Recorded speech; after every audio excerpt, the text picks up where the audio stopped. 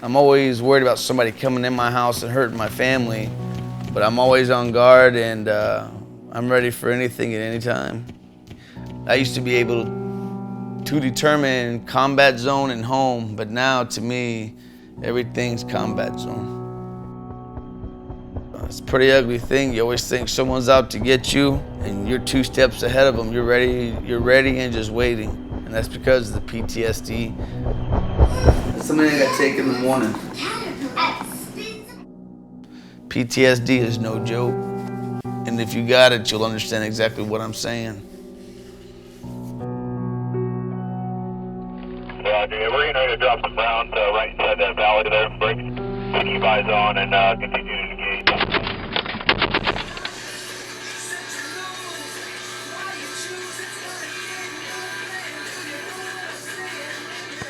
I joined the Army in May of '96. I've been in 16 years come May, and I've been on 4 deployments.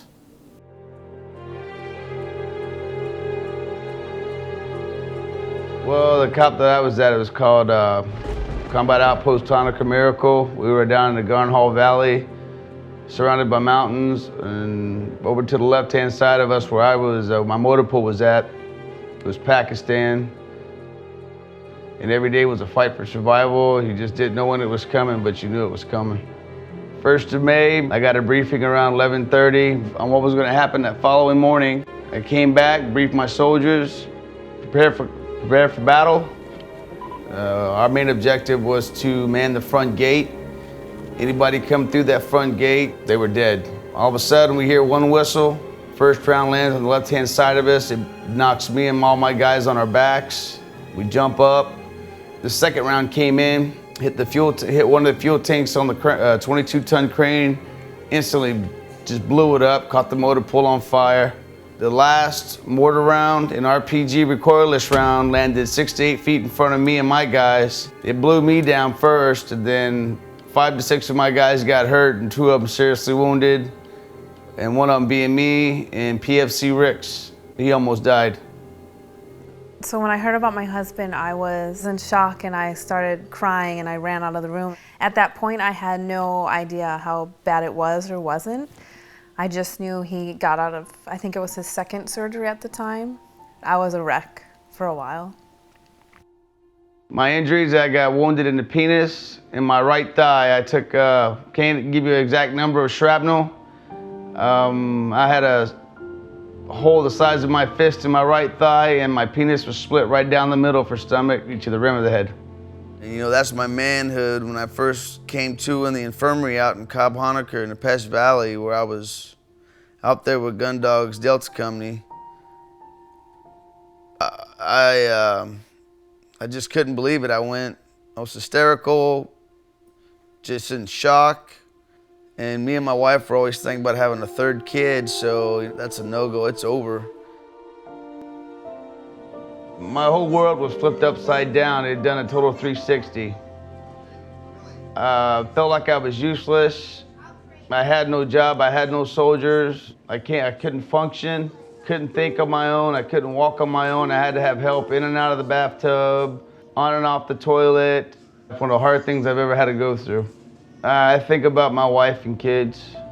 If it wasn't for my wife and kids, I could probably guarantee you I wouldn't be here. My wife put up with a lot. I put her through hell, and she's still here with me. It just shows how strong of a woman she is. Well, we've been together almost 8 years. I love him, and you know, they say through sickness and in health, it's from night to day, the way he was before he left. It was to the point where, I almost was crying every day because I didn't know how much longer I could take it anymore. I remember there was one night where I woke up but he wasn't there, and I'm looking in the house and I have no idea where he is. And he's outside in the front yard, all the way like down the street. I guess they called him level black, which is like the very worst. There's a lot of things that come along with severe PTSD. Sleepwalking, can't sleep for days at a time. When you do sleep, you only sleep for an hour or 2 and you're right back up for 3 or 4 days. hallucinations, constantly thinking about the situation that what was at hand that put you in the situation you are in now, thinking about and seeing the faces of the soldiers that either passed on or got hurt severely. That's an everyday struggle for me. He asked me on a scale of 1 to 10, you know, where do you think I am? Do I need treatment? Am I really that bad? And I told him truthfully and honestly, I said, you're probably at like an 11 or 12. You really need to go. It's really that bad. Staff Sergeant Caviness, San Antonio, Texas. Been in 16 years. Me and my guys got hit by 4 mortars that are a cordless RPG round. Left pieces of shrapnel on the, that's what you can say, it's the midsection. 5 straight to the bone through the same hole. That's my other soldier that got shot. If that's the word, I don't know. Yeah, I paid for his. I was like, dude. That was a really big help to be around other vets and soldiers that have been into similar circumstances, like getting wounded or getting blown up and getting hurt real bad. We all could relate, and from the day that I walked in there until the day that I walked out and graduated, let me tell you something, that makes a really big difference for somebody just to understand.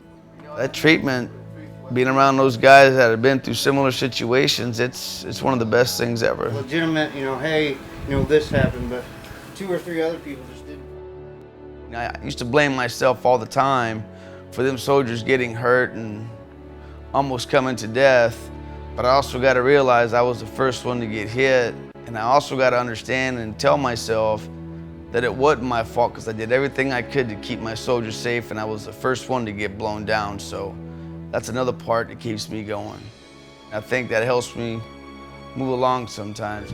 So you went with her. That's pretty cool, man. Especially My squad leader, platoon sergeant, commander, first sergeant, all them guys and the medical staff have really taken good care of me and went above and beyond on my behalf, and I just want to say thank you, because I couldn't ask for no better leadership or chain of command.